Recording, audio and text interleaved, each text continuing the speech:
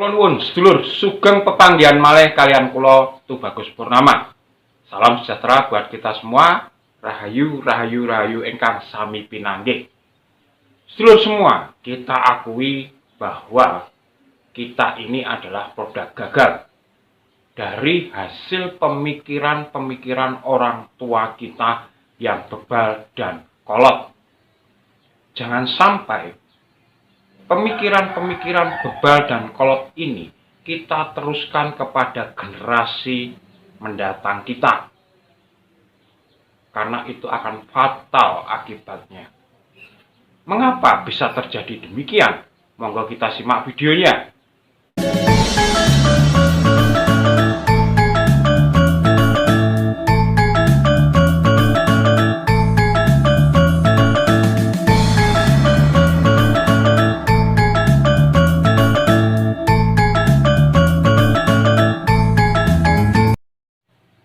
Baik, sedulur.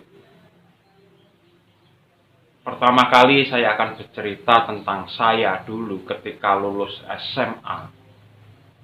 Melamar pekerjaan di tempat yang lumayan BUMN dan diterima. Tetapi karena orang tua saya menginginkan saya untuk kuliah menjadi sarjana. Karena diharapkan seorang sarjana akan mampu untuk menata dan menggapai kehidupan yang lebih baik. Tentunya dengan kesuksesan secara material yang baik dan dipandang oleh masyarakat sosial bahwa sarjana itu tetap kelas yang paling baik. Dan pada saat itu saya tidak jadi masuk ke BUMN, lalu saya kembali untuk kuliah. Uniknya, ketika saya lulus kuliah dengan cum laude, saya melamar pekerjaan di tempat yang sama sudah tidak diterima, di tempat yang lain juga tidak diterima dengan alasan eman-eman nilainya tinggi. Lalu apakah artinya dengan nilai tinggi saya harus meneruskan ke S2 dan S3 supaya mendapatkan pekerjaan yang lebih baik? Karena saya tumbuh di kondisi ekonomi yang tidak mampu, maka saya berhenti. Dan dari situlah perjalanan saya dari sales motor sampai macam-macam pekerjaan, bahkan marketing hotel, bahkan marketing galeri, saya sudah pernah alami, sampai dengan kurir ekspedisi, dari mengantar dokumen sampai dengan marketing, bahkan sampai ke kepala cabang. Namun saya kondisi drop lagi. Nah, kejadian seperti ini juga banyak dialami oleh teman-teman saya seumuran saya yang sekarang sekitar 40 tahun ke atas. Mereka mendapatkan tawaran kerja di luar pulau, tapi mereka tidak berangkat dengan alasan orang tua yang tidak mau ditinggal lah, lebih enak hidup di Jogja lah, dengan macam-macam alasannya. Dan akhirnya teman-teman ini juga hidup dalam kondisi yang pas-pasan.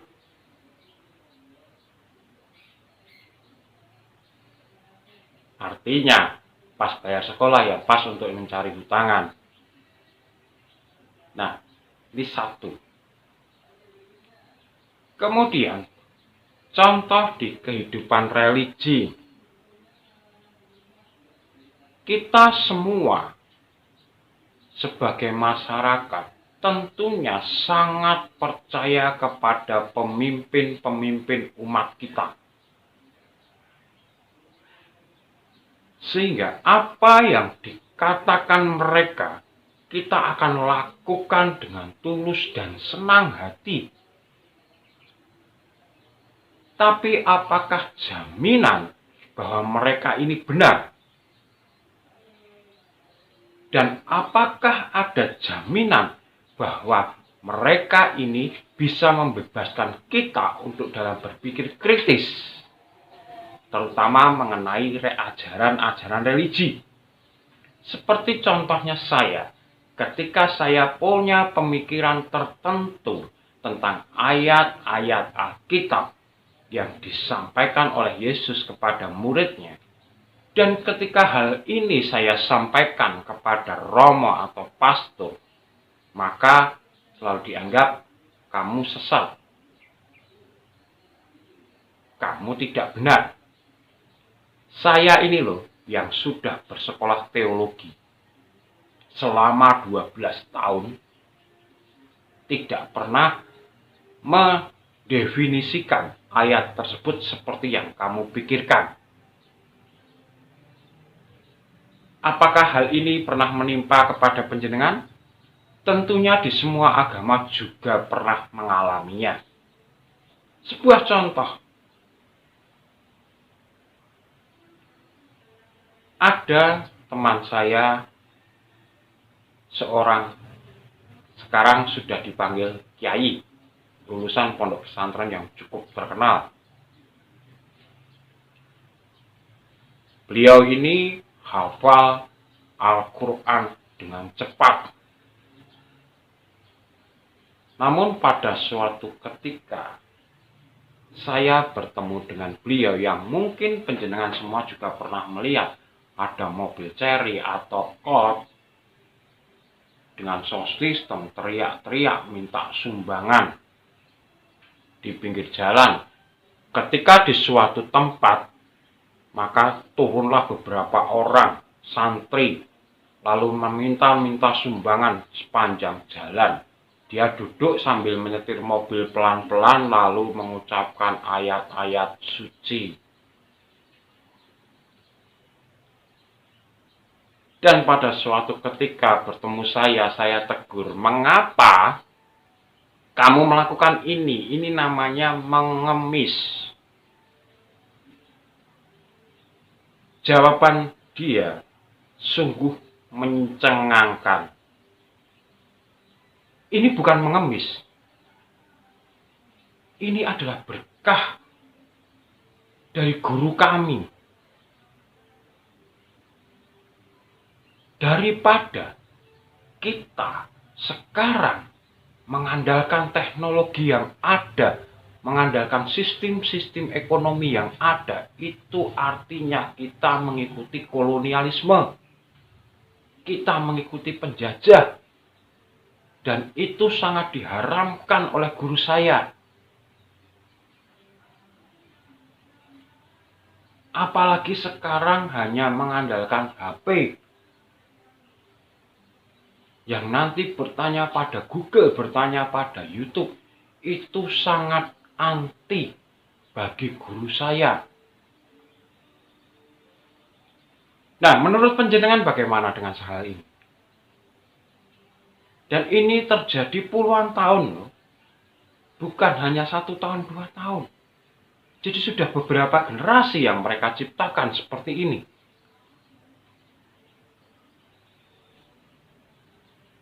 Lalu kemudian, contoh lagi, ketika saya mulai berkuliah sekitar tahun 94-95, tentunya sebagai mahasiswa baru selalu ada ospek. Nah, di dalam ospek ini, kakak-kakak senior tentunya selalu berkata bahwa Anda nanti pemimpin masa depan. Anda nanti calon-calon generasi perubahan yang membawa kepada Indonesia yang lebih maju.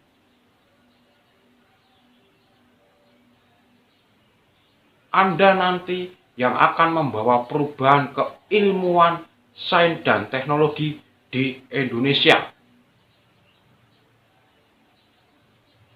Tetapi coba kita pikirkan,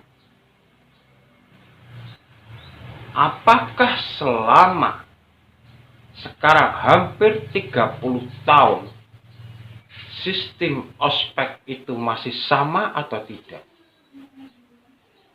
dengan yang perempuan memakai rok hitam, baju putih, jas alma mater, rambut dipita-pita, yang cowok suruh membuat topi kerucut dengan name tag besar di dada. Kemudian disuruh mencari tanda tangan dari kakaknya, kemudian disitu disuruh nyanyi, disuruh bla bla bla, macam-macam. Yang lebih sadis lagi, bisa disuruh masuk got, bisa membersihkan gorong-gorong. Saya beritahu sedulur, sistem seperti ini sudah dilakukan semenjak 30 tahun yang lalu saya menjadi mahasiswa baru. Bahkan sebelum-sebelumnya, orang tua saya dulu di ospek juga sama. Suruh bangun pagi jam 5 pagi, kalau telat disuruh nyanyi. Dengan nama yang besar, dengan tali rafia, dengan membawa macam-macam yang absurd, yang tidak akan digunakan dan tidak perlu.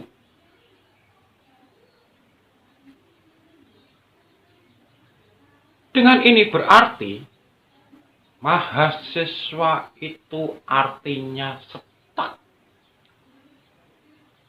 Tidak ada perkembangan yang lebih maju selama 30 mungkin 40 tahun.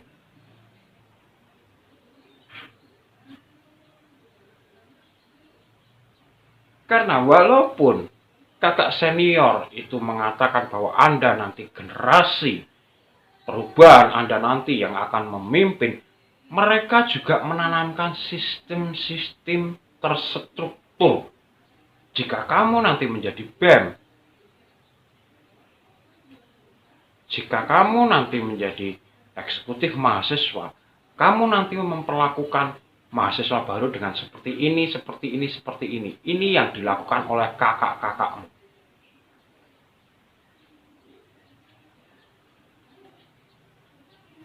Oke, artinya mahasiswa stuck.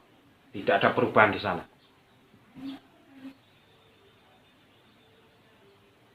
Ada contoh lagi di bidang politik. Ketika kita masuk partai, sudah diwacanakan iuran anggota sekian. Anggota partai harus ini. Mengikuti kegiatan ini. Kemudian kalau mau menjadi anggota dewan, harus ada sekolah dulu sebelum menjadi anggota dewan. Nah, dengan mengeluarkan biaya yang sekian, ketika sekolah sebelum menjadi anggota dewan, maka di situ hanya ditanamkan bahwa senior-senior partai yang dulu melakukan hal ini, maka Anda harus melakukan yang sama. 78 tahun Indonesia merdeka. Samakah atau berbedakah dari wakil-wakil rakyat kita, dari lurah sampai ke presiden? Berbeda atau sama?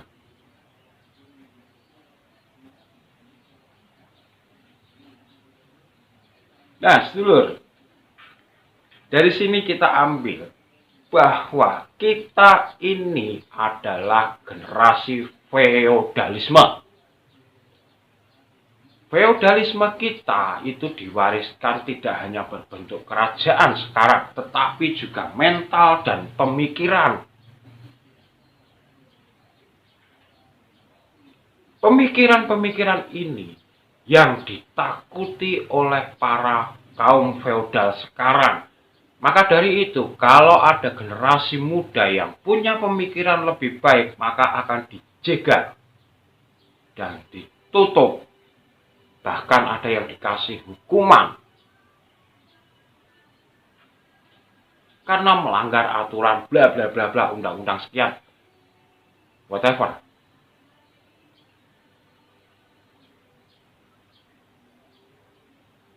Inilah feodalisme modern. Feodalisme di sistem mental. Ini lebih berbahaya, sedulur.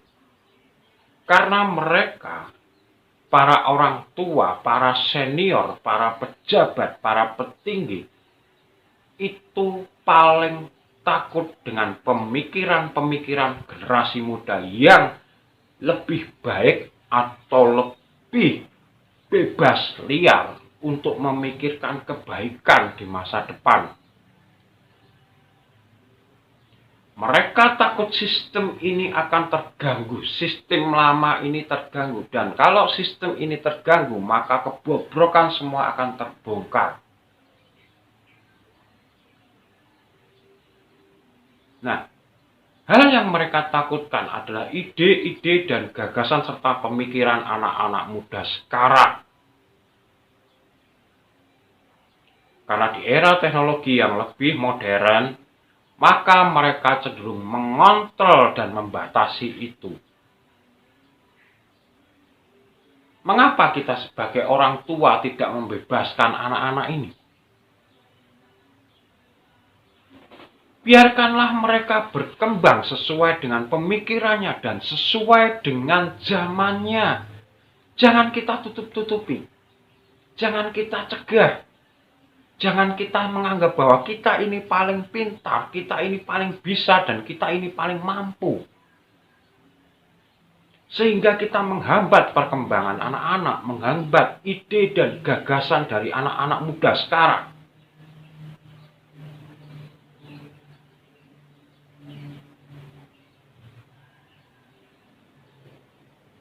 Nah, maka dari itu, sedulur, untuk anak-anak muda, berkembanglah sesuai zamanmu. Apa yang kamu inginkan, apa yang kamu ingin capai, apa yang kamu senangi, apa yang kamu raih, lakukan. Asal itu positif. Kembali lagi ke feodalisme mental, kita tahu sendiri. Di negara-negara maju, mereka bebas, liar untuk menyampaikan ide dan gagasan. Mereka membuka forum untuk debat ide dan gagasan. Bukan adu jotos. Tidak sesuai, adu jotos, nanti muridnya tidak terima, ikut adu jotos yang tidak tahu permasalahannya. Tapi di negara maju tidak seperti itu. Dibuka di forum umum, ayo kita adu argumentasi, adu pendapat. Disinilah letak permasalahannya. Sehingga negara kita jauh tertinggal dari yang lainnya. Kita tidak memberi ruang kebebasan terhadap generasi kita, terhadap generasi muda kita. Di negara maju, ketika era itu sudah mulai berubah, maka yang tua menyerahkan kepada yang muda untuk berkarya dan meneruskan perjalanan sebuah bangsa, organisasi dengan menyesuaikan zamannya. Jadi tidak membatasi, tidak mengekang. Bukan malah kamu harus sama seperti saya, melakukan A, B, C seperti ini. Ini yang dilakukan saya, orang tua saya, dan sebelum-sebelum saya. Nah, ini adalah kunci, sedulur. Kalau Indonesia ingin maju, maka ubahlah sistem ini. Biarkan anak-anak muda kita berkembang, bebas, beri ruang, adu argumentasi, beri ruang, adu sains dan teknologi, agar mereka bebas liar untuk mengembangkan ide-ide gagasan yang nanti tujuannya sama, membawa Indonesia maju menjadi kehidupan yang lebih baik. Dan kalau kita sebagai orang tua, belajarlah teknologi dan sains sekarang, atau ubahlah pemikiran-pemikiran kita, agar kita bisa mengikuti zaman, dan kita tidak tertinggal jauh kepada anak-anak kita. Bukannya kita mengekang kebebasan mereka. Mengapa saya berani mengungkapkan ini? Sebetulnya bukan karena saya yang berani, tetapi bisa jadi sedulur semualah yang terlalu penakut untuk melakukan perubahan. Penakut karena tidak ingin kehilangan percayaan dari orang lain. Penakut karena punya pikiran bahwa murid-muridnya nanti akan lebih pandai daripada jenengan. Dan penakut akan kehilangan murid-murid dan umat penjenengan. Ingat kata-kata pendiri bangsa kita boleh jadi siapa saja, tapi jangan tinggalkan budaya leluhur Nusantara. Jangan tinggalkan adat istiadat Nusantara. Kalau kita mempertahankan sistem ini, maka yang terjadi kita hanya bisa membanggakan kekuatan leluhur kita. Bahwa dulu leluhur kita mampu seperti A, B, C, D. Bahwa dulu kerajaan Majapahit luasnya seperti ini. Bahwa dulu Sriwijaya punya keahlian seperti ini. Kita itu mampu, kita itu punya pahlawan-pahlawan yang hebat, gagah, berani. Kita hanya bisa seperti itu. Kita hanya berkutat di masalah itu saja, tapi tidak ada perubahan. Maka dari itu, ayolah generasi perubahan kita benar-benar merubah semua ini.